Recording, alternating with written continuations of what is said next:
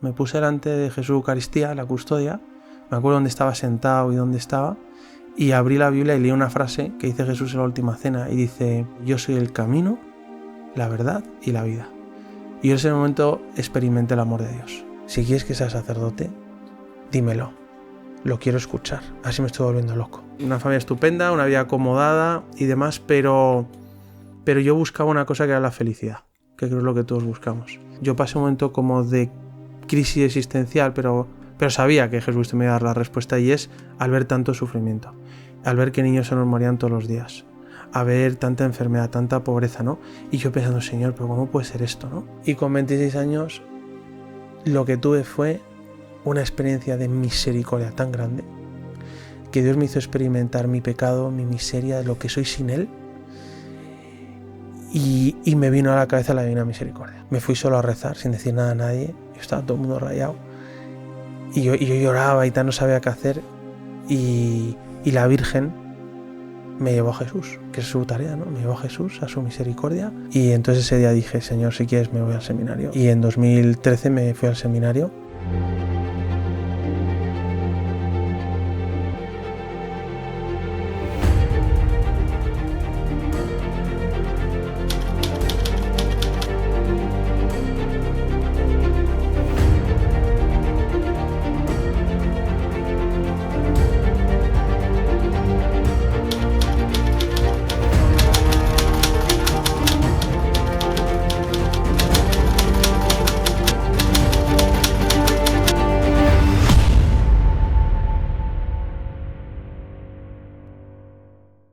Muy buenas noches, queridos amigos, hermanos de Refugio Zabala TV.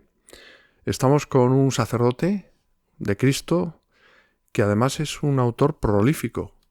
Tiene libros maravillosos como El misterio de la sed de Jesús sobre la Madre Teresa de Calcuta, con la editorial Nueva Eva.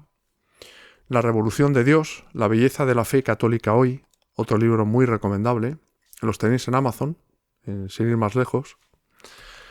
Otro libro con Ediciones Palabra, Un mundo dentro de ti. Un mundo dentro de ti. Otro libro que yo creo que es imprescindible en la biblioteca para que te toque el corazón, que te acerque a Dios, ¿no? Bueno, este me interesa especialmente: Yoga, New Age y oración cristiana. Aquí poniendo los puntos sobre las íes y alertando de las rendijas por las que se puede colar el enemigo, ¿no? Y este me ha llamado especialmente la atención, Via Crucis de la Misericordia. Ahora él nos explicará, él es un gran devoto de la Divina Misericordia. Qué maravilla, para enamorarse de Dios, dice, ¿no? Y estamos aquí con el padre, o con don Ignacio Amorós. Muy buenas noches. Muy buenas noches. Bueno, gracias por esta invitación. Me encanta estar en vuestra casa, me siento en mi propia casa. Es un gusto compartir con vosotros, tenemos esa pasión por evangelizar y en redes sociales, así que feliz de estar aquí. Decía usted además que la mejor forma de empezar un programa es rezando, ¿no? Sí. Pues venga. Vamos a rezar en nombre del Padre, del Hijo y del Espíritu Santo. Amén. Amén. Bueno, aquí en la casa, un gran devoto del Padre Pío, yo rezo siempre una oración que se le atribuye a él, que aprendí en Nicaragua, en unas misiones que hicimos, de una mujer muy sencilla, y desde entonces la rezo todos los días, que dice así, dice: Señor, el pasado a tu misericordia, el futuro a tu providencia, el presente a tu amor. Tú sabes, Señor, que solo tengo el día de hoy para amarte y por ti a quienes me has dado. En nombre del Padre, y del Hijo, y del Espíritu Santo. Amén. Amén. Efectivamente, del Padre Pío. Eso es. Atribuida, pero atribuida con verdad. Sí, ¿no? Te va un experto en Padre Pío, así que me encanta traerla aquí. Encomiendo, Señor, tu pasado a mi pasado a tu misericordia, ¿no? Así es, así debe ser. Bueno, ¿por dónde empezamos? Porque esto no está preparado. Esto tiene que discurrir con fluidez, con espontaneidad y sobre todo con la inspiración del Espíritu Santo, ¿no? Totalmente. Pues yo donde quieras. Elige tú. Es tu casa, es tu podcast. ¿Quién era Ignacio Amorós antes de ser sacerdote? ¿A qué se dedicaba? Pues mira, yo soy de una familia de Madrid, de La Moraleja. Somos 5 hermanos, yo soy el tercero. Mis padres son muy católicos, del Opus Dei, nos daban formación católica desde pequeñitos. Y en mi casa los domingos había 2 cosas sagradas, que era ir a misa y ir al Bernabéu a ver al Real Madrid. Hombre, ya somos 2 igual del de sagrado. Bueno, del entonces Madrid. lo llevaremos bien. Bien. Y entonces, pues una familia católica pues muy buena, unida y demás. Pero yo con 15 años tengo como un punto de inflexión en mi vida, como de crisis existencial, en el que tomé, yo creo fue la mejor decisión de mi vida, fue que dejar de ir a misa y dejar de ir a medios de formación. Me duró poco, pues me sentí tan vacío, pero porque no me sentía a gusto, ¿no? Y pensaba que ser católico era aguantar la homilía del cura, portarte bien el fin de semana y no pecar mucho. Y entonces, bueno, yo tenía una vida, pues una familia estupenda, una vida acomodada y demás, pero yo buscaba una cosa que era la felicidad, que creo es lo que todos buscamos. Y buscaba ser feliz, buscaba la verdadera alegría. Y entonces con 15 años también veía que mis amigos no estaban muy contentos, ¿no? Muchos jugando a videojuegos todo el día. Yo decía, una hora más de FIFA y se me pudre el cerebro, ¿no? O no sé, fumando porros o con relaciones vacías. ¿Fumaba porros usted? No. Ah, no. No, pero muchos de los jóvenes y mis amigos sí. Yo tengo que reconocer que el Señor me ha cuidado mucho desde pequeño de no tomar drogas y no tomar alcohol, nunca. Fíjate, nunca he tomado alcohol. Ni una cerveza, ni una copa, nunca, ¿no? Yo creo, como hacía mucho deporte y luego como vi desde pequeño, sobre todo a muchas chicas, amigas y tal, pues borrachas, a mí me da mucho la atención. Dije, yo no quiero esto en mi vida. Y yo creo que el Señor me cuidó porque ahora quizá, no sé, quizá no me hubiera sabido controlar, no sé, pero nunca he tomado nada. Pero lo tomaba en serio, pero veía un poco esos ambientes pues vacíos, muy superficiales. Y entonces hablé con un profesor amigo mío del colegio, no sé qué me dijo, pero salí de esa conversación diciendo, tengo que buscar la verdad y me la voy a jugar. Y entonces hice algo que sí que es peligroso. Entonces me cogí un libro, que es el más editado del último mes, no sé si lo conoces, que es la Biblia, que es el libro más editado y vendido todos los meses, todas las semanas, todos los años, ¿vale? De la historia. Pues ese libro, que yo, bueno, me habían contado, pero me lo llevé en la mano. Me fui con una motito que yo tenía a la capilla de las Esclavas del Sagrado Corazón de Jesús, que está al lado de casa de mis padres, en La Moraleja, tenía el Santísimo expuesto. Entonces dije, me voy a ir ahí a rezar con la Biblia. ¿Qué edad tenía usted? 15 años. Y me fui a rezar con mi moto tranquilo y pensando, necesito encontrar la verdad, me siento engañado por el mundo, busco la felicidad. Entonces me llevé ese libro, me puse delante de Jesús Eucaristía, la custodia, me acuerdo dónde estaba sentado y dónde estaba, y abrí la Biblia y leí una frase que dice Jesús en la última cena y dice Juan 14:6, que dice, yo soy el camino, la verdad y la vida. Y en ese momento experimenté el amor de Dios. Y cuando uno experimenta el amor de Dios en su vida, todo lo más hace pequeño. Y entonces no te puedes conformar con nada menos que el amor de Dios. Y supe con certeza no solo intelectual, sino con todo mi ser, que Dios era la verdad que buscaba, que tenía un nombre, era Jesucristo. Seguí leyendo la Biblia, en la primera carta de San Juan, dice, y Dios es amor. Y nosotros amamos a Dios porque Él nos amó primero. Y entendí y comprendí que Dios me amaba con locura, que era mi Padre misericordioso, que me miraba con compasión, que Él hace todo nuevo, que me quiere como soy, pero que me quería santo. Y esa experiencia yo me encontré con Jesucristo vivo y desde entonces su nombre se grabó en mi corazón y no lo han podido borrar ni todas mis miserias ni mis pecados. Y desde entonces ya lo cuento porque para mí esto es muy importante, es el encuentro con Jesucristo y es, claro, ahora quiero transformar mi vida con el amor de Jesucristo, pues tener buenos amigos, cuidar a mi familia, cuidar al estudio, empezar a vivir esa vida cristiana. Y empezó pues mi lucha pues con el hombre viejo, ¿no? Con todas esas malas costumbres que a veces tenemos, pero también intentar incrementar las buenas. Pero cuento esto porque para mí fue lo que cambió todo. Y es el día que me encontré con Jesucristo, me enamoré de Él locamente. Y me apasiona Jesucristo y solo quiero vivir para Jesucristo, pero como decía San Ignacio, yo tenía mis apegos, ¿no? Y entonces pues yo tenía mis planes, pero en ese momento ya sentí como una llamada. ¿Con 15 años? 15 años. Una llamada y una fascinación por el sacerdocio. Pero yo dije, no me hago cura ni de coña. Claro, o sea, no. Claro. ¿Por qué? Porque yo tenía mis planes. Y bueno, claro, vale Jesucristo, pero yo me caso, quiero amar y ser amado, quiero construir una familia, quiero trabajar, tengo mis proyectos. Y entonces, bueno, pues de hecho, ahí salí. Se puede uno claro, hablar de Cristo y fundar una familia. Totalmente, claro, pero en mi caso claro, yo lo sentía. Sentía la vocación sacerdotal. Pero dije, no digo nada, por si acaso, ¿sabes? Pero ya la sentí por primera vez cuando me encontré con Jesucristo. De pequeño también alguna vez en misa miraba al sacerdote y cerrar misa y decía, jo, que me fascinaba. Pero ese día que me encontré con Jesucristo, para mí es lo que lo cambia todo. El día que entra en tu vida y te das cuenta que Jesucristo está vivo, que te ama. Entonces mi vida empezó a cambiar. Qué maravilla, además. Pero además muy pronto, o sea, con 15 años, ¿eh? Sí. Eso mismo que a usted le sucedió, me sucedió a mí con muchos años más. A mí me interesaría que también me lo estabas contando, pero no hemos venido a hablar de mí. Pero es, no sé, yo creo que Dios tiene sus tiempos. Nunca es tarde si la dicha es buena. Totalmente. Y lo importante realmente es Cristo. Sí. Es decir, Cristo es el que da sentido a tu vida. Y es además el centro de la lo historia. comentábamos fuera de plató, padre. Y es que los dos provenimos de padres del Opus Dei. Sí. Es decir, ejemplares que frecuentan los sacramentos, que rezan el rosario. Con formación católica, claro, sólida, sí. Claro. En mi caso yo me fui alejando de Dios hasta que ya me alejé casi por completo. Y luego volví al redil. Me encanta la parábola de la oveja perdida, del hijo pródigo. Es maravillosa. Y ahí es donde se palpa el amor de Dios, ¿no? Tendríamos que escribir algo juntos sobre el hijo pródigo. O sea, ¿por qué no? Pues podemos hacer, se me ocurre, podemos... Bueno, ya hablaremos. Ya hablaremos, aquí te salen ya proyectos. Ya hablaremos, sí. Bueno, lo que Dios quiera, ¿no? Porque estamos con el corazón abierto y lo que Dios quiera, ¿no? Eso es. Y estaba yo pensando, con 15 años, verdaderamente eso es providencial, ¿no? O sea, que delante de la custodia uno pueda, entre comillas, visualizar a Jesús y enamorarse hasta el tuétano de él, es algo maravilloso. O sea, es una gracia enorme. Y hay medio el don de la fe, que tengo una fe gorda, como decía San José María, se puede cortar. Y la verdad, yo no sabía esto en el encuentro, ¿verdad? No sé si te pasó de joven, ¿no? En esa familia católica, pues sí, pero yo no me había enterado de lo importante. Y Dios es la verdad que busco, que era amor, que se llamaba Jesucristo, me amaba con locura, que me quiere feliz, que me quiere llevar al cielo y que sé que tiene solución para mis pecados y mis miserias, ¿no?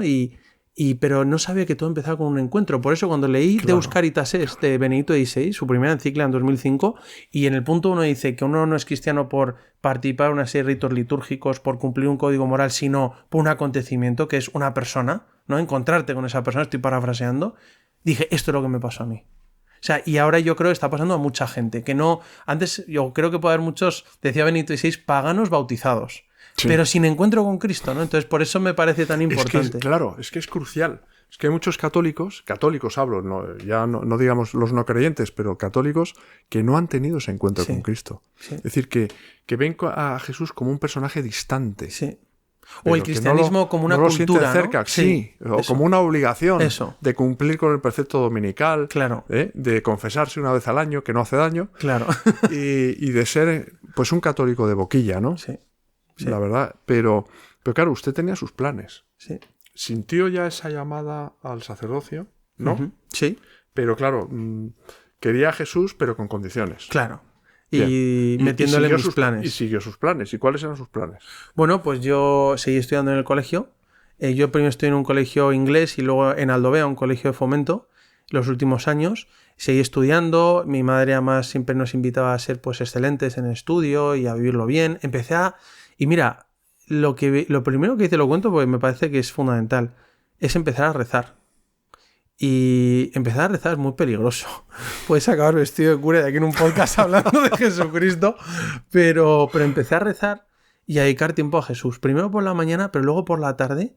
Me iba después de comer, que me costaba mucho, porque yo comer, ver el resumen del fútbol del Madrid o de la Liga y un capítulo de alguna serie me encantaba, pero me iba a la capilla solo y me acuerdo que empecé a rezar y me llevaba la Biblia, me llevaba algunos libros de espiritualidad y ahí entró mi auxilio porque después de unos meses yo empecé a ir a rezar, empecé a conocer más de Jesucristo, me fascinaba, seguía con mi vida y hacía deporte, estudiaba a mis amigos, pero a veces mis amigos me decían, sigue siendo el mismo, pero a la vez estás más contento, estás más radiante, Y yo sí, pero era normal, y salía, entraba. Pero había algo que me fascinaba ir a rezar con Jesús. Siempre me costaba al principio, y quizá ahora también, pero luego es que tengo ese encuentro cara a cara. Empecé a leer pues, libros de espiritualidad, libros de los santos, sobre todo los doctores de la Iglesia. ¿Y qué pasa? Que a los meses como que se me bajó toda esa emoción, o sea, todo ese gran impacto a veces emocional de las consolaciones divinas, empezó a bajar.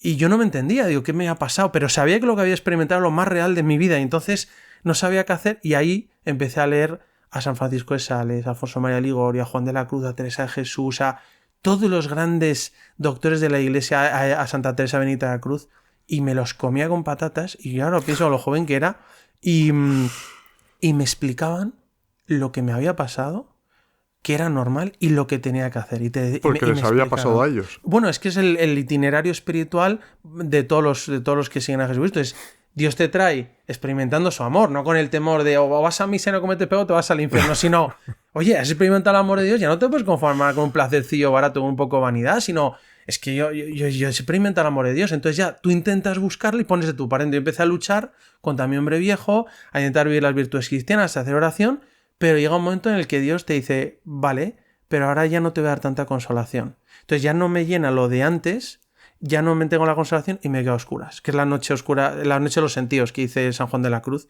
y te dice, y eso es porque Dios te quiere mucho y no quiere que dependa tu vida espiritual de lo puramente afectivo y sensible, sino del deseo de hacer su voluntad, de amarle, de agradar al Padre como hacía Jesús es esto. Y demás. Y a mí, yo lo descubrí ahí y por eso escribí el libro Un Mundo Dentro de Ti para tantos amigos míos que se han convertido en Feta, en Emaús, en Hakuna, Seminario de Vida en Espíritu, aquí que eso es bueno. Un mundo ahí dentro está. de ti. Y lo quise plasmar ahí. Esa sequedad espiritual, exacto, ¿no? Que todos tenemos. Todos. Es decir, yo lo digo con sinceridad. A mí hay días que no me apetece ir a misa. Claro. Pero claro, como decía el padre Lorin, ¿no? Que me hacía mucha gracia. Dice, bueno, es que a misa no te tiene que apetecer ir. O sea, te tiene que apetecer ir al cine o a ver un espectáculo, ¿no? Pero a misa, vas a misa porque sabes que a Dios le gusta que vayas a misa. Totalmente. Yes.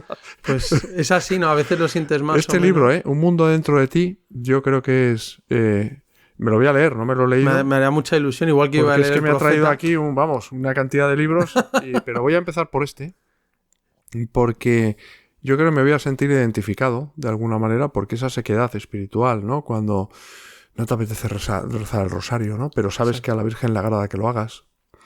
Y a veces tiene más mérito, si es que tenemos algún mérito nosotros, totalmente, que yo creo que ninguno, ¿no? ¿Sabes que ahí Santa Catarina de Siena, doctora de la Iglesia, en el diálogo dice que no sabía leer ni escribir, ¿eh? Es impresionante. Ella dice que hay que pasar de un amor mercenario, que busca a Dios por las consolaciones que les da, a un amor de verdadero amante y de verdadero amigo, que busca a Dios por él mismo y por hacer su voluntad.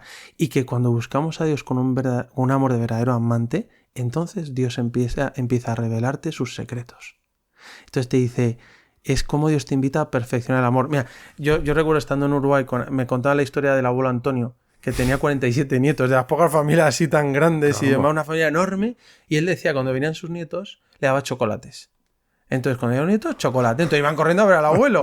Pero cuando cumplían 11 o 12 años, ya no le daba chocolates. Y decía, abuelo, ¿por qué no me das chocolate? Y dice, pues ya tienes 11 o 12 años. Ya, pero me sigue gustando el chocolate. Y dice, ya, pero para que no me quieras por el chocolate, sino porque soy tu abuelo. Entonces, muchas veces el Señor pues nos tiene que dar chocolates. Qué bueno, qué y la bueno golosina eso. Espiritual que dice Juan de la Cruz es buena, pero luego hay que ir madurándolo para que te pueda dar alimento sólido y tu una vida espiritual que no sé que oye, si Dios te da consolaciones, todos los doctores de la Iglesia dicen hay que acogerlas, son buenas, pero no te apegues a ellas y que tu vida espiritual no se fundamente solo en eso, sino en el deseo de amar a Dios. Y entonces recibe esa profunda alegría llena de paz, ¿no? Del Espíritu Santo.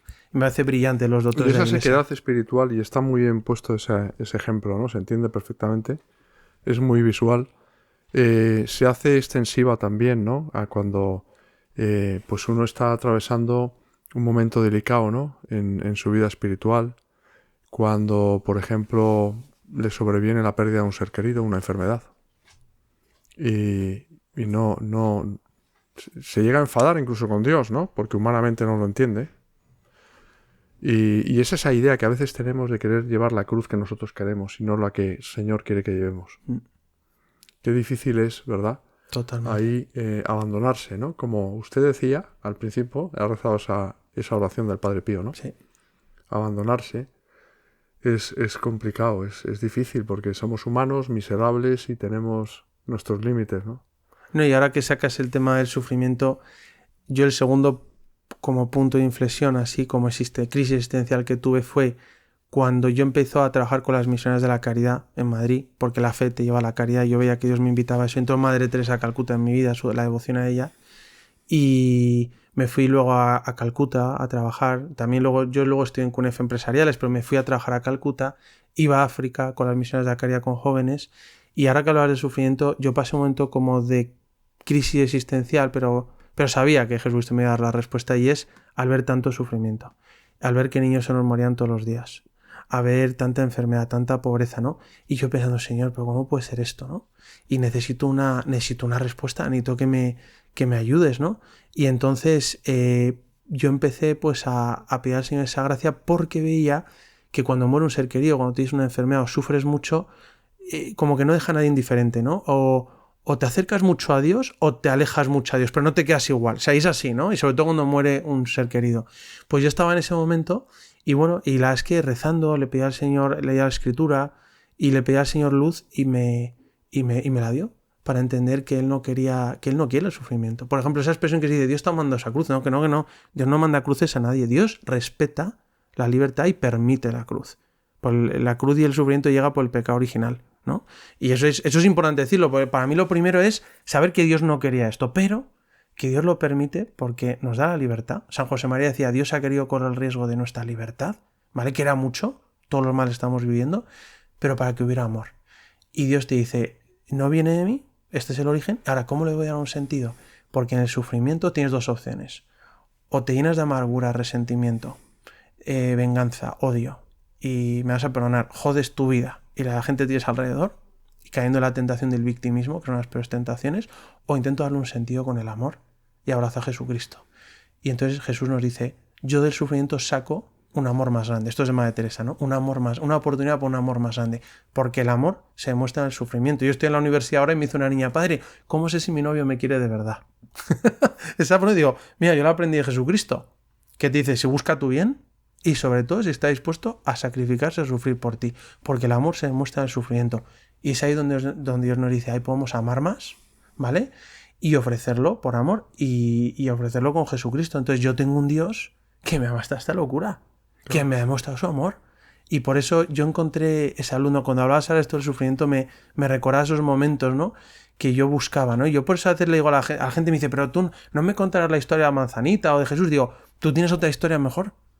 O sea, ¿tú tienes una historia que dé sentido al sufrimiento o simplemente reventar tu vida y no darle un sentido, ¿no? Pues yo creo que ese fue un momento también importante. Mira, no sé si tú tuviste algún momento así con temas de sufrimiento que te planteaste, ¿no? Tema. Sí, la pérdida de seres queridos. Tantas cosas. Hablábamos antes, no sé, fuera de plató de mi padre, ¿no? Mi padre muere joven. Claro, en ese momento no lo entiendes, yo soy joven. Y todavía no tenías tú, digamos, esta fe. El primer muerto, además, que vi en mi vida fue mi padre. Fíjate. Y claro, yo tenía, pues sí, esa fe inculcada, ¿no? En el seno familiar, pero que, bueno, era una fe tibia, ¿no? Era una fe, en definitiva, muerta. Pero bueno, no quiero volver otra vez a mí. No quiero volver. Y usted no, es que me interesa para decir cómo se vive esto sin fe, ¿no? Es que no. Pero es verdad, yo me he sorprendido a mí mismo. Ya después de mi conversión, aunque usted me preguntaba, la conversión es de todos los días. O sea, hay que luchar por hacer la voluntad de Dios, aunque muchas veces no lo consigamos, ¿no? Pero cuando mueres el polvo, te levantas, te hincas de rodillas en el confesionario y sigues adelante. No te desanimas, que es lo que quiere el demonio precisamente, ¿no? Que tires la toalla, ¿no? Pero yo me he sorprendido a mí mismo. Ese 5 de agosto del año 2009, Virgen de las Nieves, yo no sabía que era la festividad de la Virgen de las Nieves. Cuando yo tengo esa conversión y rompo a llorar 3 horas y pico como un recién nacido. ¿Qué edad tenías? Sin poder contener el llanto. Pues yo tenía en el año 2009, pues tendría 40 y tantos años. Fíjate. ¿Y por qué? Por todo lo que mis padres rezaron por mí. Fíjate. Por la comunión de los santos. Qué maravilla. Es así. Seguro.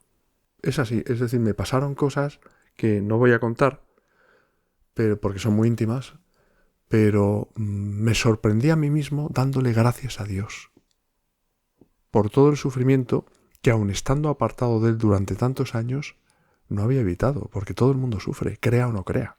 Totalmente. Unos más, otros menos, pero nadie se libra del sufrimiento. Y yo he estado en los dos lados, llevando la cruz sin Cristo y llevándola ahora con Cristo. ¿Y cuál es la gran diferencia? La gran diferencia es que eres feliz de verdad. Claro.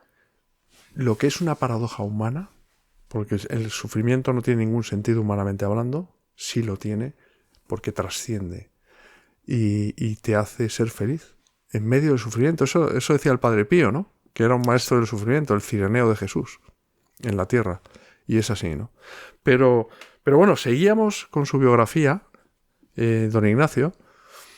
¿Usted estudia en empresariales? Sí, en CUNEF. En CUNEF, en Madrid. Y sí. Pero porque le gusta el mundo de la empresa y bueno, todo esto, tenía inquietud y sobre todo, pues como todos, te quieres labrar un futuro y demás, ¿no? Claro. Entonces a mí me encantaba el fútbol. Es muy loable, claro. Me dedicaba algo al fútbol, me quería dedicar a algo de empresa, a hacer mis prácticas, intentando tener una vida cristiana. Pero subyacía o latía ahí. Sí. ¿Verdad? Tenía esa inquietud de ser sacerdote. Lo que pasa es que empecé a ir con una niña de la parroquia, unos meses, lo dejé con esta chica y salí con otra parroquia. Voy a buscar chicas católicas, majas. Sí. Y ahí me fui a Calcuta 2 meses para ver si Dios me quería sacerdote. Y volví con novia, fíjate. Y una chica fue mi novia 5 o 6 años. Pero volvió porque la conoció allí en Calcuta. Sí, la conocí ahí y tal, y tuvo un noviazgo también precioso. tenía esa inquietud, ¿no? De ayudar a los demás. Sí, lo tenía y era muy devota de Madre Teresa, muy católica, espléndida mujer, cordobesa. Pero a mí me llama la atención lo bonito que es amar y ser amado. Yo es lo más bonito que he tenido en mi vida, ¿no? Amar a una mujer, ser correspondido, solo superado por el amor de Dios, ¿no? Pero es hermoso y por eso le digo a la gente, claro que es hermoso. lo bonito es tener un noviazgo Yo estoy cristiano. casado. ¿A que sí? Claro, es hermoso. Pero todavía es más hermoso el amor de Dios. Vamos, Totalmente. es incomparable. Totalmente. Y además que el matrimonio... Pero están conectados. Totalmente. Es el amor, es decir... Es más, yo me he entregado a Jesucristo, a Dios, de forma inmediata, ¿no? Por el sacerdocio, pero tú te entregas a Dios de forma inmediata a través de tu mujer. Pero tu alianza es con Dios. Yo he hecho una alianza con Dios a través de mi mujer, pero por eso no se rompe, ¿no? Entonces es muy... O sea, Señor, te entrego mi vida y te voy a ser feliz, te voy a dar gloria a través del amor a mi mujer y a mis hijos. Es que es una alianza con Dios. Es muy fuerte. Y ahí hay una matización buenísima, porque yo antes me confesaba, si yo me portaba mal con Paloma, con mi mujer, yo me confesaba por haberle hecho daño a ella. Pero quien había hecho daño primero era Jesús. También, eso es. Claro. Que ofendes a Dios. Pero es que eso pasa mucho. Claro. Pero primero hay que pedir perdón a Jesús. Sí, como dice el hijo pródigo, he pecado contra el cielo y contra ti. Claro. Dice, ¿no? O sea, contra Dios y Claro. contra el prójimo, eso es. El Dios en el prójimo. Decía además el Padre Pío, ¿no? Que faltar a la caridad es como herir a Jesús en sus pupilas, ¿no?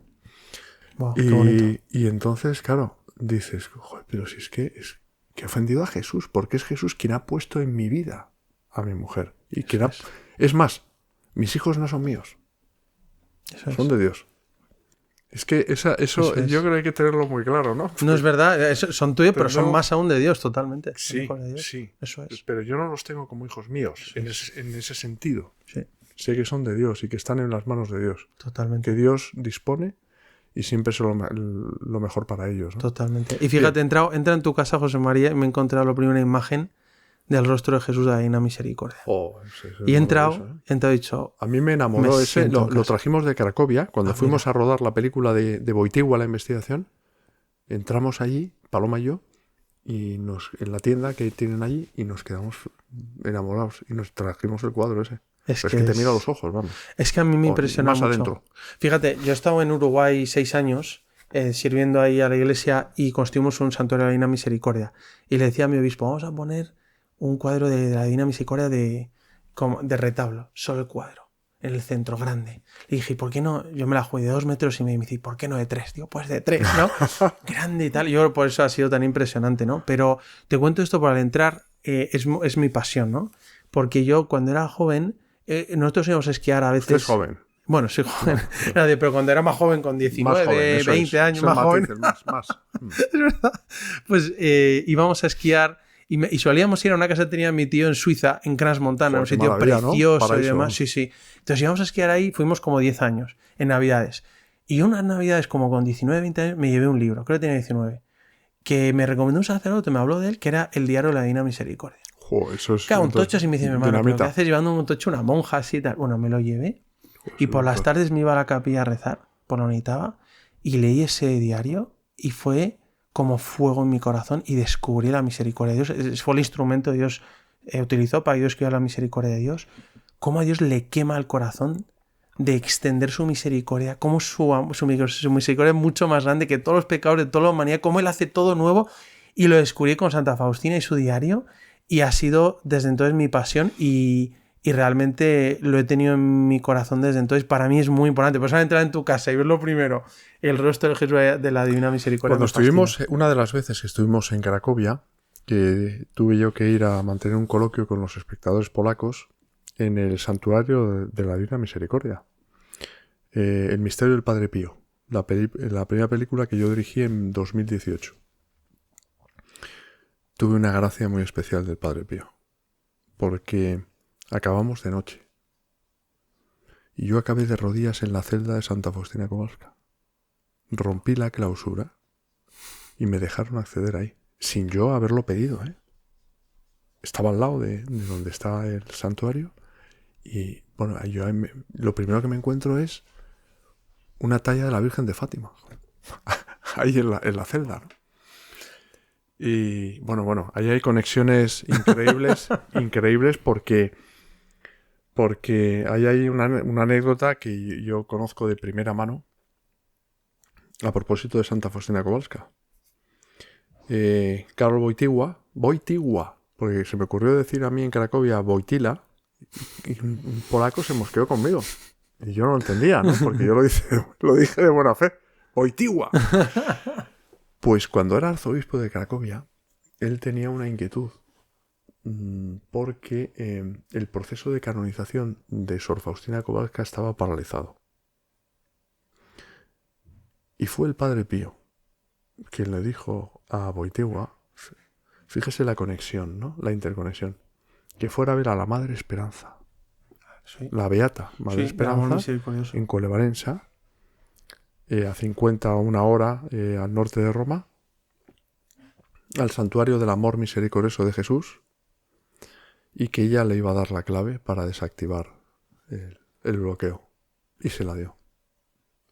Y esa talla de Jesús que hay, de la Divina Misericordia que está en el santuario, que es maravillosa. Esto muy poca gente lo sabe. En el santuario de Colevalenza, ¿no? Sí, yo estaba impresionante. Esa talla la veneraba San José María Escrivá Balaguer en la calle Ferraz. Fíjate. Porque eran vecinos, la Madre Esperanza y San José María. Fíjate. Y San José María iba con Isidoro Zorzano allí a ver a la Madre Esperanza, pero un montón de veces en la calle Ferraz. Fíjate. Y estaba ahí ese Cristo. O sea, que eso es... Yo fíjate, hicimos un vídeo que se llama La segunda mejor historia jamás contada, que es la historia de la Divina Misericordia. La primera es la Sagrada Escritura y para mí el hijo pródigo, ¿no? Pero como esta historia a mí me impresionó que, claro, que primero sucede, el siglo XX ha sido el siglo con más dolor, sufrimiento, destrucción de la historia de la humanidad, ¿no? Tuvimos una Primera Guerra Mundial que dejó más de 10 millones de muertos, cristianos matando cristianos. Luego sucedió la Guerra Civil Española con una persecución contra los cristianos brutal. La Segunda Guerra Mundial, del 39 al 45, en el que deja más de 60 millones de muertos. Brutal. Y vemos horrores que nunca habíamos visto como campos de concentración, como genocidios, como una destrucción tremenda, ¿no? Incluso la llegada de bombas atómicas.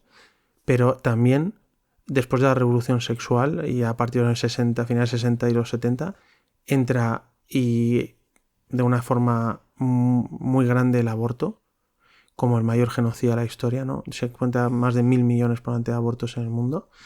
Y entre esas dos guerras mundiales, el año 31, se le aparece Jesús a Santa Faustina y le dice: pinta una imagen como esta que le recuerde al mundo que solo encontrarán paz si acuden a mi misericordia, que mi misericordia es más grande. Y esa imagen, esa coronilla, se fue extendiendo por toda Europa y daba consuelo a la gente que había perdido la esperanza en el mundo. Y se fue extendiendo también después de la Segunda Guerra Mundial, por tantos lugares. Y llenaba de esperanza, llenaba de consuelo. Y le decía, no, es que bueno, la misericordia es más grande. Este Jesús me lo recuerda, con esos rayos, ¿no? Que salen, uno pálido, blanco y uno rojo, que te dicen que Dios perdona, pero lo hace todo nuevo, ¿no? Y ahí es donde a mí me llama la atención que en el año 77 estaba bloqueado todo el tema de Santa Faustina, de su beatificación y de la devoción a la Divina Misericordia, hasta que lo pararon, ¿no? En la Santa Sede, porque cuando le enviaron el diario, la traducción en italiano era muy pobre y se confundía a veces con cosas panteístas, entonces lo pararon todo. Y Santa Faustina lo dice en su diario, dice: en algún momento parecerá que todo está parado y que no habrá salida, pero entonces, dice, Dios actuará con poder. El año 78, el arzobispo que había llevado esta causa y que lo estaba cuidando era el arzobispo de Cracovia. ¿Y a quién eligen de romano pontífice en el año 78? A ese obispo, Juan Pablo II, polaco, y él dice en su pontificado, después de su primera encíclica, Redemptor Hominis, su segunda encíclica es Dios rico en misericordia, Dives en misericordia, y dice que había tenido a Santa Faustina en su corazón, y se va al santuario del amor misericordioso en Colovalense, año 78, Sí, señor. en el 79 Sí, y en el señor. 80. Sí. Y dice, la divina providencia me ha dado una tarea especial en mi vida, y creo que por eso soy romano pontífice, y es para extender por el mundo la llamada a la misericordia de Dios, y que recuerden el poder de la misericordia de Dios, que tiene fuerza no solo para restaurar un mundo de una guerra mundial, de 2 guerras mundiales, del drama del aborto, sino que su misericordia es más grande. Como dice San Pablo, donde abundó el pecado, sobreabundó Sí, la señor. gracia. Sí, señor. Y en el año 2000, lo primero que hace San Juan Pablo II grande es canonizar a Santa Faustina Kowalska, primera santa del tercer milenio, y declarar el segundo domingo de Pascua, domingo de la Divina Misericordia. Y dice, esto es lo más importante para el tercer milenio, recordar al mundo el poder de la misericordia de Dios, que lo hace todo nuevo y que todo el mundo acuda a su misericordia. Por eso, al escucharte lo del amor misericordioso, me emociona, y creo que es importante recordar esta historia y cómo Dios hace sus planes, Sí, y señor. que la gente acuda a su En misericordia. el año 81, además, después del atentado, el primer lugar público que visita Juan Pablo II es el santuario de Colovalense. Hay una foto muy bonita de, bueno, ya la Madre Esperanza, que muere en el año 83, 2 años después, está en silla de ruedas, y que le da un beso en la cabeza y se la coge con las 2 manos. Juan Pablo II. Fíjate, ¿eh? O sea, pero es increíble, ¿eh? La complicidad que hay entre los santos, grandes santos del siglo XX. Padre Pío, Juan Pablo II, Madre Esperanza. La Virgen de Fátima, los pastorcitos. Es con tu brutal. mensaje. Que se Totalmente. veía en bilocación con el Padre Pío en el Santo Oficio, la Madre impresionante. Esperanza. O sea, es otra dimensión. O sea, La es Beata algo Madre Esperanza, que no la conocen tanto, que está aquí, pero que es impresionante. Yo la conocí por sus monjas que cuidaban la residencia de curas donde yo estaba, y me quedé brutal. impresionado. Bueno, daba de comer con un poco de pasta a más de 3.000 personas cada día en la Roma de la Segunda Guerra Mundial. Impresionante. Yo consulté el proceso de canonización para escribir el libro La Madre Esperanza, que está traducido por Mondadori en Italia, y es increíble. O sea, tú tienes un libro de la Los Beata Madre testimonios, Esperanza. sí. Bueno, esto, Los por favor, hay que testimonios, leerlo, ¿eh? los testimonios que hay ahí, prestados bajo juramento, de Wow. personas que vieron no solo dar de comer a la Madre Esperanza. Yo estuve además entrevistándome con algunas religiosas ya mayores que estaban con la Madre Esperanza en aquel momento. Impresionante. Sino cómo la Madre Esperanza, o mejor dicho, Jesús a través de la Madre Esperanza resucitó a una niña de 12 años, como la hija de Jairo en el Evangelio. Y la persona que estaba al lado de la Madre Esperanza me lo contó allí en Colovalense. Cómo había sido alcanzada la niña por la metralla de una bomba, y iba la madre corriendo en brazos con esa criatura muerta en los brazos. Se la dio a la Madre Esperanza. La Madre Esperanza la puso a los pies de la talla del amor misericordioso de Jesús y se despertó. O sea, son Es cosas. impresionante. Yo la verdad de los santos, y me impresiona que los milagros existen. brutal. Es verdad que cuando hablamos de milagros puede ser que a veces solo busquemos lo extraordinario, pero es que Dios hace milagros Claro. para provocar la fe de los creyentes, no simplemente Claro, por exactamente. curiosidades vanas y tal, sino para provocar nuestra Bueno, fe. ahí tenemos en los evangelios. Exacto. Claro. No, y sigue haciendo milagros. ¿Cuántos más habrá que no sepamos y que no se hayan escrito Totalmente. en los evangelios? Porque claro, Totalmente. ahí no está toda los 3 años de predicación pública de Jesús. Es verdad.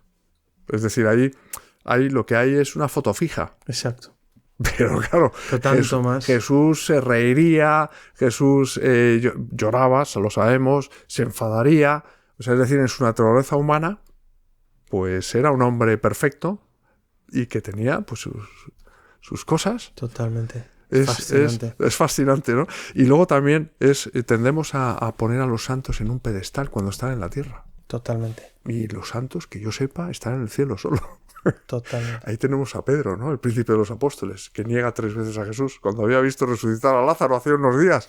Eso sí sirve de consuelo también, ¿no? Para Hombre, nosotros. Para los que somos pecadores seguimos fallando y dice, bueno, Señor, tengo todavía esperanza, ¿no? Bueno, pero le habíamos dejado a usted en Calcuta, Sí. que iba ahí a discernir si tenía vocación sacerdotal, Eso es. y resulta que sale con una novia. Soy una novia. Y además cordobesa. Cordobesa, estudiante de medicina, estupenda. Y luego entonces yo empecé mi vida, pues eso, tenía la parte de que estudiaba la carrera, empresariales, hacía prácticas, tenía novia, mis amigos, el fútbol, y luego pues montamos una ONG para ir a ayudar a los pobres con las misiones de la caridad durante muchos años con universitarios, ¿no? y para mí era como una maravilla. Y hicimos mucho trabajo y en un viaje yo tenía esta inquietud de sacerdote, pero dije, bueno, ya se me pasará, todo va bien. Y en un viaje a Burundi, estamos en Burundi ayudando. Caramba, ¿dónde no está usted? Bueno, sí, soy un poco hiperactivo, pero... Y fuimos ahí, estuve yendo varios años y sigue yendo ahora muchos jóvenes. Y entonces fui a un sitio que se llama Kirundo, que está a la frontera con Ruanda, y porque había una casa de misioneras de la caridad con 200 niños huérfanos en cunitas, que yo me quedé impresionado, tío, porque creo que lo que más conquista el corazón ahora es la caridad cristiana, el amor de los cristianos en acción. Y entonces me fui para allá, lo vi y dije, quiero llevar aquí a los jóvenes para ayudar. Fuimos unos días a ayudar.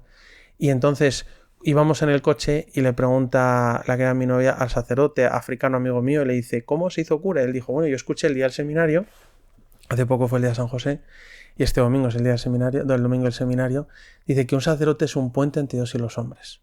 Es el que lleva a Dios a los hombres y a los hombres a Dios, ¿no? Esa categoría de pontifex. Y entonces empezó a contarlo. Él que era sido médico y tal, pero se metió en el seminario del sacerdote. Y yo pensando en el puente, ¿no? En ser puente, ser puente. Y bueno, vamos a cantar canciones de misa, otra cosa, a ver si esto se pasa. Y llegamos donde las misioneras y me dicen, padre, hoy es jueves y tal, vamos a ir a dar la comunión a los enfermos. ¿Quiere venir? Y yo, sí, yo soy muy católico, me encanta la Eucaristía, voy con vosotras. Entonces fuimos a dar la comunión a los enfermos y entonces esa zona es de las más pobres del mundo. Es el sur de Ruanda, el norte de Burundi, después de haber pasado un genocidio entre Hutus y Tutsis, tremendo, que es brutal. Ahí siempre saludas a Mahoro, que es paz, ¿no? Y entonces íbamos, iba combinando con él, entonces son las 1001 colinas, llaman el país de las 1001 colinas, todo con colinas que está lleno como de plataneros, de bananeros, de alubias, no hay luz eléctrica, no hay nada, todo de tierra, hay una carretera asfaltada en el país. Y yo iba con las misioneras visitando a las familias, a los enfermos, y la última familia era una familia de leprosos. Y entonces a mí me impresionó. Yo iba con mi mochila, ¿no? De chaval de Madrid que quiere salvar el mundo, ¿no? A ayudarlas y tal. Y entonces cuando me acerco, yo había leído la biografía de San Francisco de Asís, que él se había convertido y decía que tenía repugnancia a los leprosos y quería superar eso por amor a Jesucristo hasta que abrazó a un leproso. Y dije, yo como San Francisco de Asís, yo quiero abrazar a esta mujer, ¿no? Entonces me voy a acercar a ella como, hola, Majoro, paz. Y entonces me frena con los 3 dedos que le quedaban, ¿no? El muñón. Me señala la monjita y me dice, Imana. Imana significa Dios en Kirundi. Como diciéndome, gracias, pero primero a Dios. Primero necesito a Dios, ¿no? Entonces yo me fui a un ladito y yo pensando, qué fuerte, ¿no? Ya me di cuenta de eso, se llama el síndrome del Salvador, que tú vas a salvar el mundo y que lo salva Jesucristo y tú colaboras, ¿no? Te da esa dignidad. Entonces me fui a un ladito y vi cómo comulgaba, cómo recibía a Jesús con el rito breve de la comunión, rezaban, se limpiaba los dientecitos, su marido venía. Un sitio tan pobre, una casa no era ni de adobe, era de paja. Nunca había salido de ahí, ¿no? Y entonces yo estaba en el sitio y digo, estoy en el último lugar del mundo, más pobre que esto no hay. Y lo que necesita la gente, por encima de todo, es el amor de Dios en la Eucaristía. Y yo pensando, qué ganas de ser sacerdote. En mi caso era así, como para llevar a Jesucristo a la Eucaristía y el amor de Dios en la Eucaristía a los demás, ¿no? Y yo estaba alucinado, ¿no? Pero dije, bueno, ya se me pasará y tal. Pero era esa fascinación por la Eucaristía y por llevar el amor de Dios, ¿no? Y luego le dimos unas medicinas, unas cosas materiales y demás. Pero yo diciendo, me tengo que ir a Burundi para que Dios me hable así, ¿no? Pero luego seguía, digo, pero no, estaba pegado, ¿no? Mis planes, la novia, yo efectivamente estaba pues con mucha ilusión, mucho apego y seguía con mi vida, ¿no? Pero para mí ese momento fue muy bueno, entre otros, ¿no? Muchos, que no da para contar, ¿no? Cada uno tiene su vida, ¿verdad? Y yo seguí con este camino, ¿no? De intentar estar cerca de Dios. Yo me hice supernumerario del Opus Dei y fui 6-7 años supernumerario del Opus Dei. Entonces eso me ayudó mucho, a mí me ayudó mucho a comprometerme como con Dios y una vida cristiana seria, ¿no? En tener dirección espiritual, ir a medios de formación, intentar como cuidarlo. ¿Y usted tenía novia? Sí, entonces, sí. ¿Que es la cordobesa? La cordobesa, sí. Ella no era del Opus Dei. No, luego sí, luego más adelante sí, pero no era, y me encantaba, digo, que era pastor militar de Córdoba y tenía su... Es decir, que usted, al ser supernumerario, vería que tenía una vocación de matrimonial.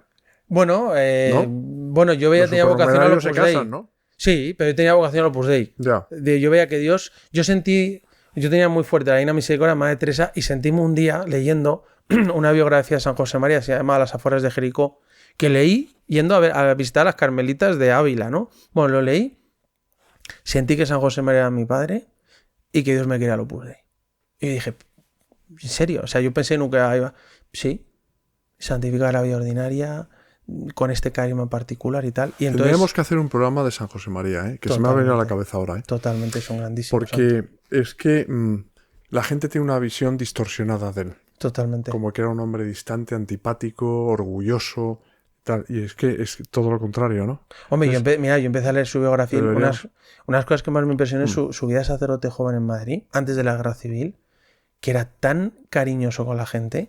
Tendremos que hacer un programa. Sí. Es que da para un programazo. Sí, o sea, realmente el verdadero retrato humano de San José María y espiritual. Totalmente. Pero también humano, ¿no? Porque hay anécdotas ahí que son sobrecogedoras. Como por ejemplo la que relataba ante un eventual proceso de beatificación el obispo de Tui. Sobre él. No sé si usted la conoce. No. A mí es que yo me emocioné cuando leí eso. Es un librito redactado por el obispo que fue obispo de Tui. Que, bueno, habían hecho un informe en aquel momento en un ministerio, en el gobierno, denigrante sobre San José María.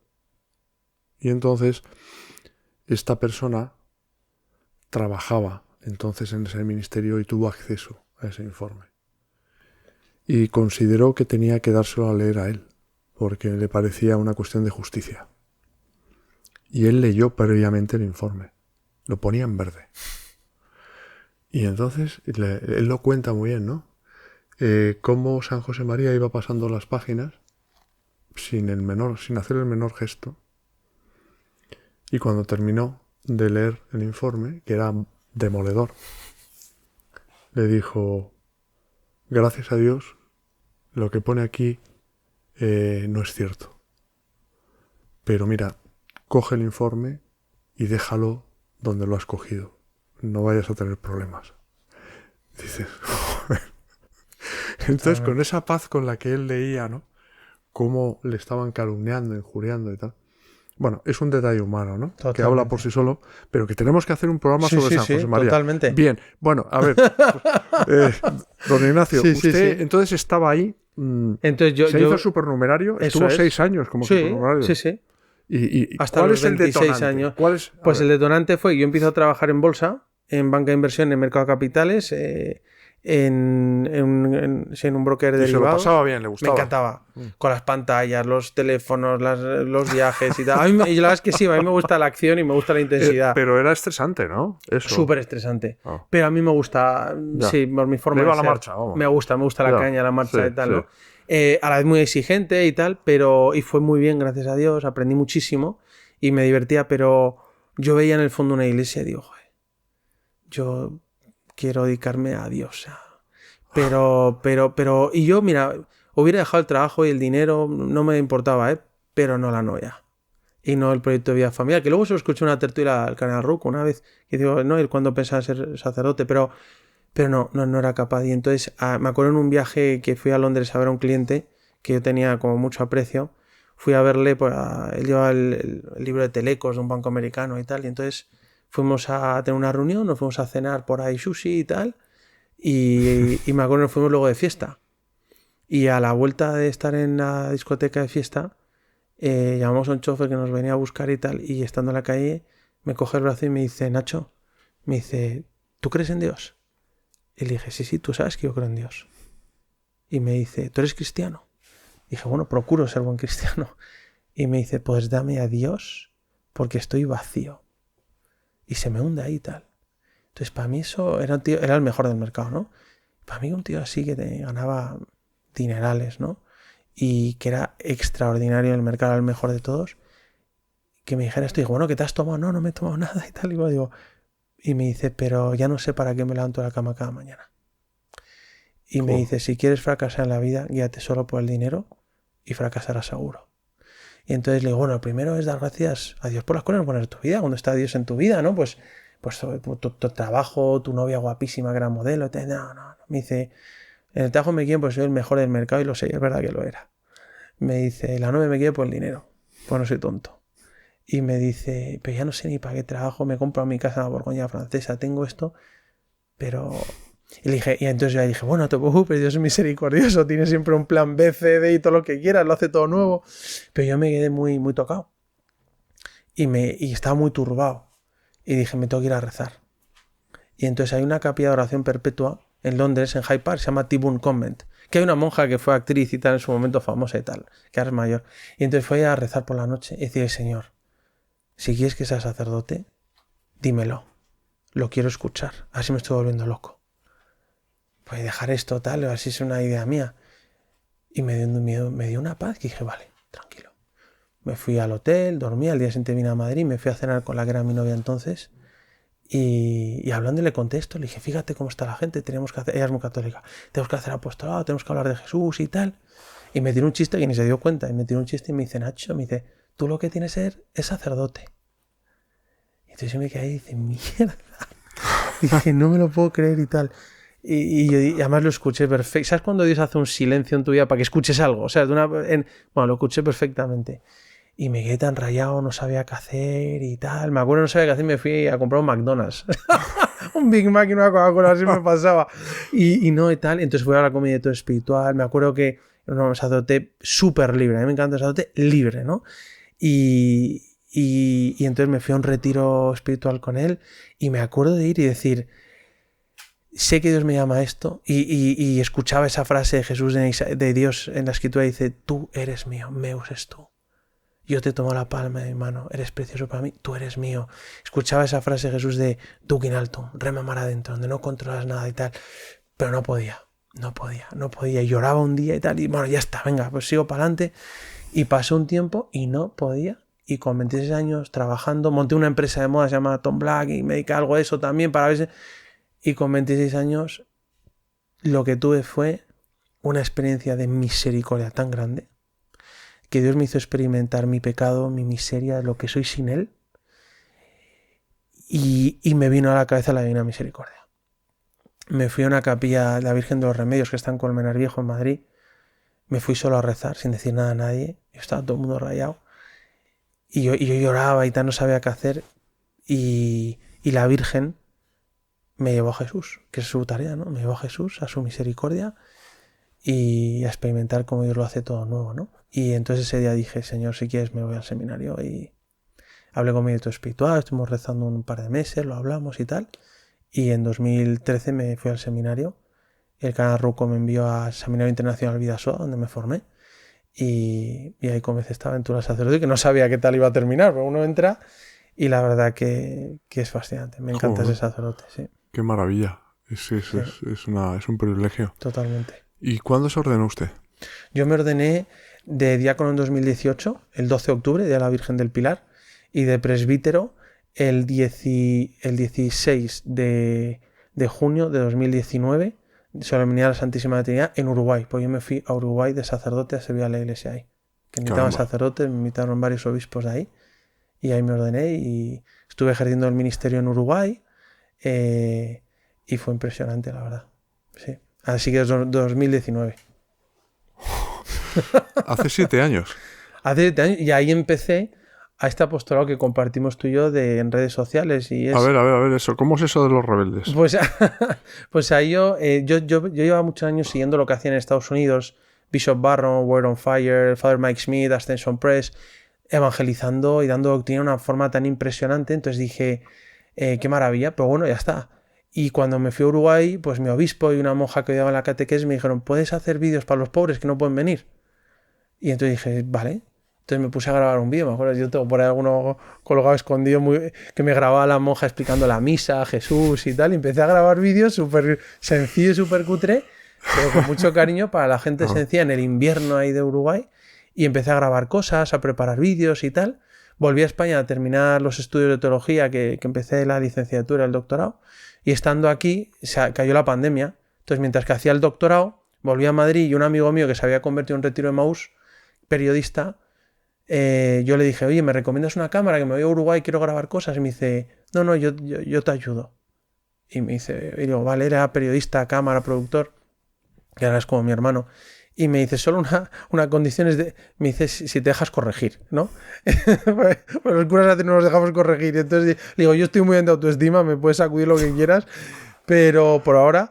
Y me enseñó, y entonces empezamos a grabar cosas antes de volverme a Uruguay esos meses, vídeos de formación católica, de querigma, y entonces empecé ahí, poco a poco, a grabar contenido católico, y luego ya volví a Uruguay, y ahí seguí grabando algunas cosas y tal, pero la idea era transmitir la belleza de la fe católica, un poco con esos modelos que yo había visto en Estados Unidos, pero hablando en un lenguaje actual, cercano, que tocara tu vida, que fuera existencial, que fuera en positivo, que fuera hermoso y que pusiera a Jesucristo en el centro, ¿no? Y toda esta belleza de doctrina católica. Nosotros tenemos la mayor tradición intelectual y espiritual de la historia de la humanidad. Es nuestra, es de los católicos, es de la Iglesia.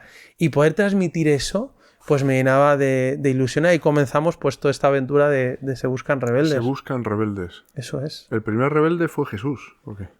Bueno, pues yo creo tiempo, ¿no? es el, hombre, yo creo que estuvo es aquí en la tierra, ¿no? Yo tengo muchas ganas de leer tu novela del profeta, ¿no? Se rebeló contra... Hombre, yo creo que es el mayor influencer de la historia de la humanidad. O sea, la persona que más cambió el mundo. Algunos dicen que han sido los grandes emperadores como César Augusto, Julio César, Cleopatra, Isabel la Católica. Otros grandes inventores como Fleming o Gutenberg. O algunos dicen que han sido los grandes pues filósofos como Platón y Sócrates.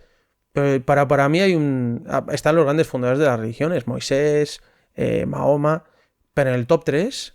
Para mí están en tercer lugar, están ahí peleándose con cariño San Francisco de Asís y San Ignacio de Loyola, ¿no? Porque cambiaron todo. En el segundo puesto es San Pablo. O sea, San Pablo a es mí el me gran... encanta, San Pablo Él llevó el Evangelio Tuyo fascina. Somos Católicos por San Pablo, ¿no? Que lo llevó a Europa y a los gentiles. Y el mayor influencia de la historia de Jesucristo.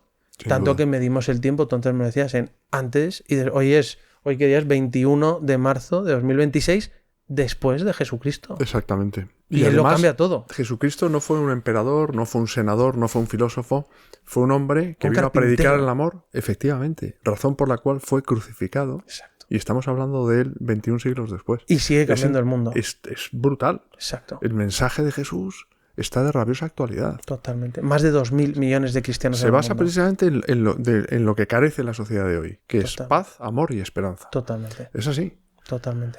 Por eso, claro, tantos lectores del profeta, claro, yo estoy recibiendo miles de mensajes. En un 70% aproximadamente son no creyentes, Fíjate. que han descubierto a Jesús. O que ya lo conocían, pero se lo habían tergiversado, manipulado, su figura. ¿Y qué es lo que...? Pues todo el mundo necesita un asidero. Totalmente. Nadie se libra del sufrimiento, lo decíamos antes. Sí. Y entonces, claro, Jesús es que te llena plenamente. Totalmente. Y cuando lo descubres, porque ese libro es un instrumento, Totalmente.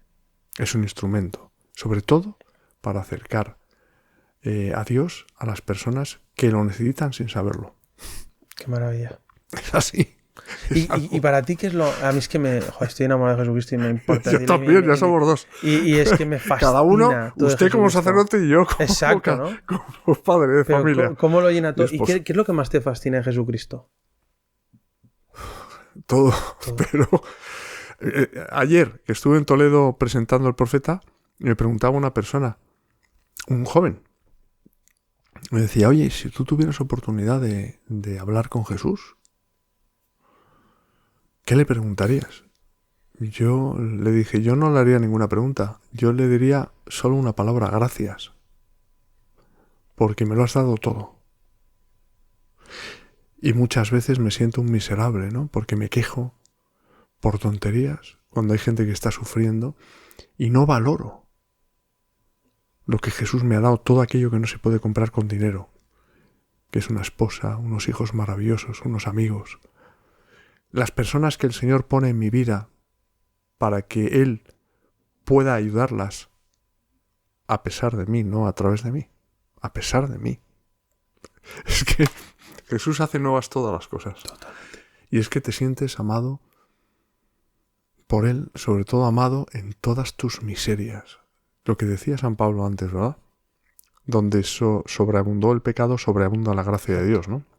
Donde abundó el pecado, sobreabundó la gracia. Es Exacto. así. Es así.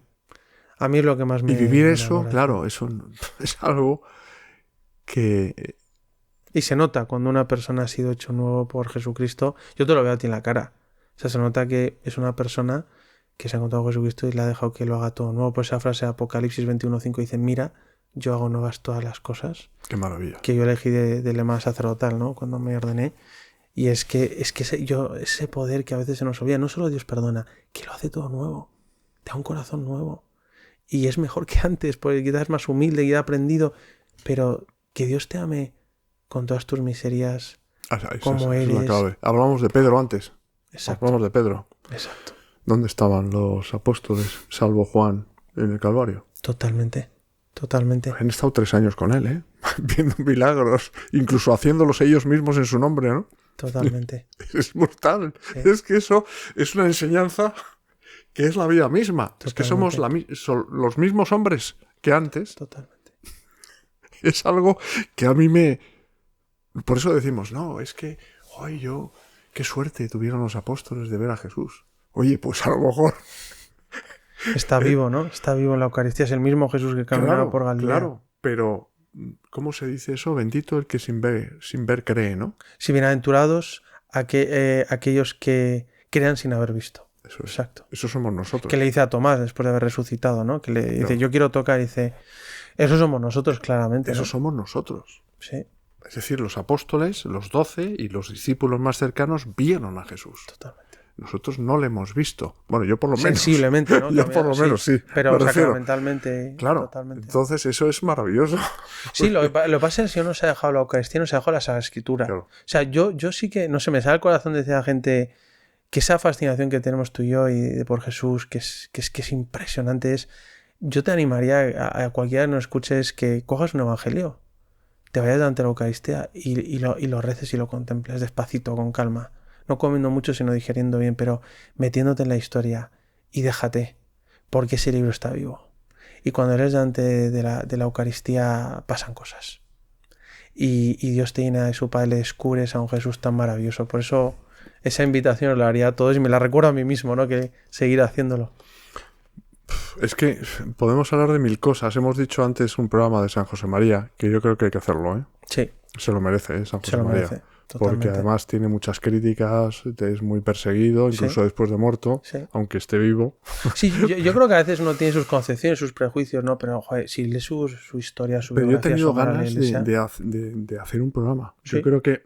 ¿Sabes que a Madre Teresa también la critican mucho? Sí, que yo alucino, digo, pues es mi santa favorita, digo, pero Madre Teresa, pues la critican mucho, hay vídeos por ahí en internet tremendo. Digo, pero es que eso no falla. Sí. Cuando uno está cerca de Dios, exacto, es la mejor señal. Sí. Cuando hay persecución, Padre Pío. Sí.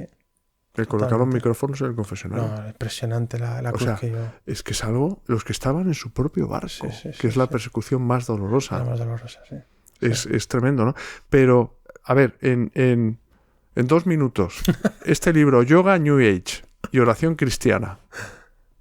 Pues mira, este es un libro que saqué, pero este lo hemos editado nosotros en Se Buscan Rebeldes de forma personal, ¿no? En Amazon, pero sobre todo pues mucha gente me preguntaba, ¿no? El tema del New Age, del yoga, todos estos temas de oración, de meditación trascendental, orientales, y entonces yo me puse a estudiarlo porque tengo muchos amigos, ¿no? Que se pusieron a hacer estos métodos, bueno, y me preguntaban... Y no amigos. Claro, ¿no? Y mucha gente, ¿no? Claro.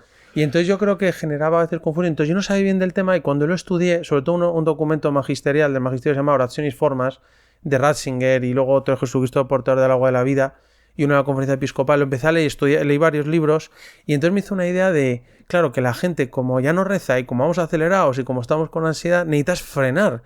Y entonces, como vas a la iglesia, y a lo mejor no hay tantos lugares de oración, o no estamos nosotros, o te deberíamos de rezar más, ¿no? Pues entonces busca algo, y entonces busca, me va a hacer yoga, me va a hacer New Age, Reiki, lo que sea, y dices... constelación, un montón de cosas raras, porque hay una sed de espiritualidad. Ahí está. Y entonces eso es interesante, y así lo propone el magisterio. Pero cuando uno lo estudia, ve que, claro, que ese tipo de espiritualidades tiene cosas que son diferentes a lo nuestro, tanto que lo hace incompatible. Pues, por ejemplo, la concepción de Dios, un Dios panteísta, un Dios politeísta, un Dios que no es personal, que no te invita a una relación personal. Luego Jesucristo es un avatar o es un sabio más, pero no es el centro de todo y el punto de inflexión. Y luego es una interioridad centrada en ti mismo y en tu propio ego. Y es muy difícil porque es muy fácil caer en un narcisismo espiritual, que es más difícil de sanar con vicio en la carne. Entonces, claro, entras en esto, entras en que se empiezan a invocar espíritus, entras en todo este mundo espiritual Y claro, cuando tú invocas espíritus, no es el Espíritu Santo, el Espíritu de Dios, la Santísima Virgen o los santos, ¿a quién estás invocando? Porque viene. Entonces, vemos que, o por ejemplo, cómo se trata el tema de las pasiones, que te dicen suprime, es muy budista esto, ¿no? Suprime las pasiones para no sufrir, cuando en nosotros no, pasiones, pero ordénalas, pero para amar y no tengas miedo al sufrimiento. Y luego evita la cruz, por eso hemos puesto la cruz en el centro, ¿no? Porque evita todo sufrimiento y todo sacrificio. Entonces, y luego hay una cosa, es que a veces se confunden los frutos, ¿no? A veces dicen, bueno, es que me he puesto a hacer yoga y tal, pues ahora no tengo insomnio, me he curado de los pies planos, de un dolor en la espalda. No, a mí me ha pasado esto y un montón de cosas. Y digo, claro, y eso digo, espera, porque Jesús dice, por sus frutos los conoceréis. Ahora, si tú lo valoras, dices, espera, pero eso ¿a dónde te está llevando? Porque si hay un fruto bueno, sensible, material, tienes que ver bien. Pero todo, esto es de Ratzinger, te tiene que llevar a 3 frutos que son de Dios sí o sí. Uno es que te lleve a amar. Si te lleva a amar, a la caridad, es criterio de discernimiento, a amar a Dios y a amar al prójimo, pero a amar. Si te separa tu marido, de tu mujer, de tu familia y te hace más soberbio, cuidado. Luego tiene que llevarte, tiene que perseverar en el tiempo. No es un parche durante un tiempo y luego vuelve peor. Y lo más importante es si te lleva a la salvación, que es el fruto bendito de la cruz. Es decir, si esto te da cierta tranquilidad y tal, pero no te está llevando a la salvación y a ir al cielo, es lo más peligroso. Entonces, yo creo que este libro intenta recoger lo que el magisterio dice de una forma, pues queremos que sea agradable, valorando esa búsqueda de la gente, sin juzgar, pero sí dando una valoración clara de las diferencias que hay y sobre todo con una propuesta mejor, que es la oración cristiana. O sea, nosotros tenemos la mayor tradición de oración y el mayor maestro, que es Jesucristo, los padres de la Iglesia y los santos, y aprovecharlo porque tenemos lo mejor en la Iglesia y en el cristianismo, ¿no? Bueno, eso es un poco de qué va el libro, más o menos. Muy bien, muy bien. Yo creo que un resumen en tan poco tiempo, inmejorable. Bueno, padre, hemos llegado ya al final de esta conversación, que no entrevista. Exacto. A mí me gustan más las conversaciones, claro, que fluyen como hacemos en nuestro podcast. Y aquí llega una invitación a José María para que venga a nuestro podcast a hablarnos del profeta y hablar de Jesucristo, del Padre Pío. Me haría mucha ilusión. Hablar de Jesús para mí es el mayor privilegio, lo mismo que le sucede a usted, ¿no? Exacto. Pues sería un gusto aquí bendición. A todos. Si queréis que venga al podcast Se Buscan Rebeldes, pues, si llegáis a 1 millón de comentarios... No, pero me encantaría que vinieras un día y poder entrevistarte pues con Fray Marcos o yo me comprometo con usted a ir. Muy bien. Así que bueno, voy a despedir el programa. Don Ignacio, gracias de verdad por estar con nosotros. Tenemos ese programa pendiente de San José María. Muy bien. Tiene que volver al plató de Refugio Zabala. Hecho. Vamos a hablar de San José María muy de bien. verdad. No desde el punto de vista del chismorreo ni de la calumnia, sino todo lo contrario, ¿no? El retrato humano fiel. Eso es. De un santo. Exactamente. De un gran santo. Exacto. Del siglo XX. Eso es. Que equiparable al Padre Pío, a Totalmente. Santa Teresa de Calcuta, sí. A San Juan Pablo II. Totalmente. Es que es brutal. Y luego le emplazo al tema este de conexión Padre Pío-San José María. Interesante. San José María, usted lo sabe mucho mejor que yo, estuvo viviendo, creo que en Roma en el año 46. Más o menos. Más o menos. Más o menos. Yo no, ahora mismo no recuerdo las fechas, pero Carlos sí. Wojtyła fue a ver al Padre Pío cuando estaba estudiando teología dogmática en el Angelicum, en Roma, en el año 48, recién ordenado sacerdote. Wow. Se confesó con el Padre Pío y el Padre Pío profetizó que sería Juan Pablo II. Wow. Es decir, hay unas conexiones. San José María estaba en Roma, insisto, y el Padre Pío muere en 1968. Tiene 22 años para... Bueno, por supuesto que yo hablar de él y hablaremos si estuvo o no estuvo en San Giovanni Rotondo. Totalmente. Bueno, ahí lo dejamos. Interesante. Bueno, queridos amigos, queridos hermanos de Refugio Zabala TV, aquí sabéis que tenéis vuestro refugio para tiempos convulsos. Aquí hablamos de Dios. Esto es un canal de esperanza, de paz y de amor, que son los 3 pilares fundamentales del mensaje de Jesús, ¿no? Y deciros que os espero el próximo jueves a las 10:30 de la noche en esta vuestra casa. Que Dios os bendiga a todos.